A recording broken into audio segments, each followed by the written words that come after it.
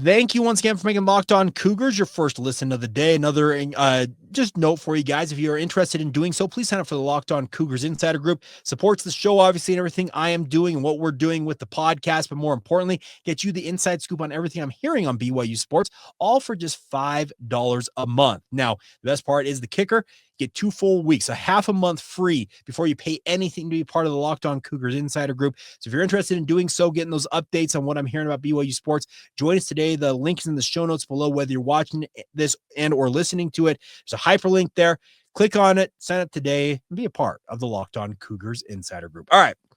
So the Field of 68 got a lot of really good guys talking college basketball every single day. Rob Doster, John Fanta, is Jeff Goodman part of it? They've got a really, really strong cast of characters when it comes to the college basketball world. And they did a podcast. I don't remember when it released. Maybe it released yesterday, calling BYU, quote, the most dangerous team, unquote, outside the big top 25 right now in college basketball. That comes on the heels after they absolutely just demolished the Kansas Jayhawks. And I want to agree with them. But the bigger question I have is, you don't want to be peaking right now. It's great to be like I said, the most dangerous team outside the top 25 right now. But really, what does it mean if BYU peaks right now, gets into the big dance, and falls flat on their face like they did against Duquesne a season ago? It's going to be looked at as a disappointment. I would rather BYU continue to kind of fly under the radar right now and continue to kind of collectively build towards the Big 12 tournament and obviously go into the NCAA tournament and maybe be a little bit overlooked once again, but over exceed expectations versus once again being a disappointment with a one and done situation. Call me crazy, but that's what I think BYU would be best served to have. I understand why the Field of 68 guys are saying this about BYU, and for good reason, because Scott Van Pelt said that BYU should have a number next to their name in the aftermath of that Kansas game. By the way, how cool was it to see BYU front and center across that Sports Center? SVP Sports Center, if I'm not mistaken, it may have changed. I still believe it's the highest rated sports center across the entire ESPN family of networks. So most eyeballs are on it. And BYU got featured prominently. Kevin Young was doing a post-game interview right there on the floor at the Marriott Center with SVP. You had him talking about, like I said, BYU should have a number next to their name. They did a highlight package later that if it was not 90% BYU highlights, it was 80 at worst.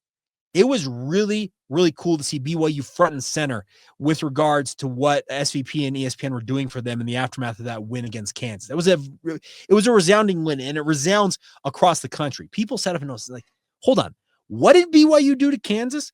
I've got a family member who is a Utah fan who sent me a text and said, what in the world got into BYU? And we were going back and forth, and I was like, quite honestly, I don't know, but it was really fun to watch. And that's the thing about this. This BYU team, they're really coming to their own right now. But once again, I don't want them peaking right now. I don't want them. They could go and beat Arizona and obviously have the nation talking about, wow, this BYU team, what are they doing? How good could they be? All of that will fall by the wayside if you get into the big dance as, let's say, a 5 or a 6 seed in that circumstance and lose once again in the first round. I want to see BYU over exceed expectations versus you get what I'm talking about. You want to see BYU do better than the expectations have for them. And that Kansas game kind of put them on the map where they're in a little bit of an uncomfortable circumstance right now because they're now well off the bubble. They should be challenging for a single-digit seed, whether it's a 7, 8, or a 9 seed based on prognostications when it comes to March Madness. But I am concerned that if they're being called the most dangerous team outside the top 25 right now, they may be building a little bit of a momentum here that could hurt them in the end. Maybe I'm crazy about this, and I welcome all feedback as always. I do appreciate good, bad, or indifferent your guys' thoughts on the podcast. It really does help me kind of drive the show forward. Some of you have said that I need to talk more basketball with basketball season, but I get all that. But the bigger point I want to make about BYU basketball is, yes, it's good to be loved right now. It's good to see BYU being mentioned as one of those teams that you want to look out for when it comes to March Madness. But it all goes for naught if you cannot win in March Madness. I say this all the time, and it's no fun to talk about this for BYU, but until they shed the moniker of having the most NCAA tournament appearances without a Final Four appearance, that's going to be a shadow that continues to hover over them in the college basketball universe. I don't know what it's going to take for BYU to ultimately break into the top 25 right now, considering they had a pretty paltry non-conference slate, and really the big games they had in the non-conference, they lost. So it may be too much ground to make up right now with the national pollsters in the AP top 25 to see BYU get ranked at this point in the season. But I don't care about that. Being ranked's great and all. Having a number next to your name, that's awesome. And BYU, maybe by next week, they are ranked. Maybe the national media does rank them.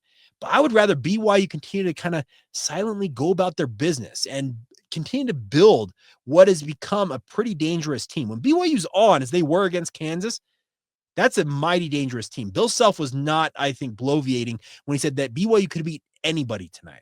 That's a Kansas team, speaking of the Jayhawks, that beat Duke and Cooper Flag on a neutral court 2 months ago. So it was a thorough beating that BYU administered to Kansas, and Bill Self sat up and paid attention, as well as hundreds, if not thousands, of other media members / fans across the country saying, BYU did what to the Kansas Jayhawks? Because people just don't do that. And I didn't notice this until after I did my postcast. You just know that Kansas is the only team that had not suffered a 30-plus point loss to a non-ranked team since the AP poll era started in 1948, 1949.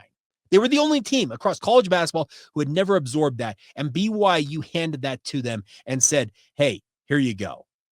It was a really, really fun night, but it was one night. You have to follow that up. You got a really, really big showdown against Arizona on Saturday night, and it doesn't get any easier. You have Arizona State, you got Iowa State out there. You obviously have a final finale against Utah down at the Marriott Center to get payback for the loss in Salt Lake City. There is still a lot of pitfalls that BYU still could find themselves in down the stretch of the Big 12 season. So yes, right now the love is great and all, but understand it's for one game, and it's only going to last so long as you continue to put together quality wins. You may lose against Arizona, and that will sting a little bit, but I think the national media gets it. You split 2 top 25 opponents in 1 week. That's pretty impressive stuff. But the bigger point to be made is love is good right now, but you want the ultimate love to come in the form of NCAA tournament high bursts and obviously wins in the big dance. Those matter a whole lot more than anything else you could muster right now with regards to BYU basketball.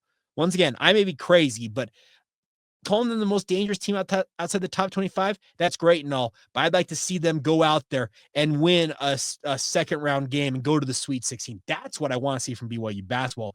Beating Kansas in the regular season is awesome, and demolishing them in the way that they did, all great stuff.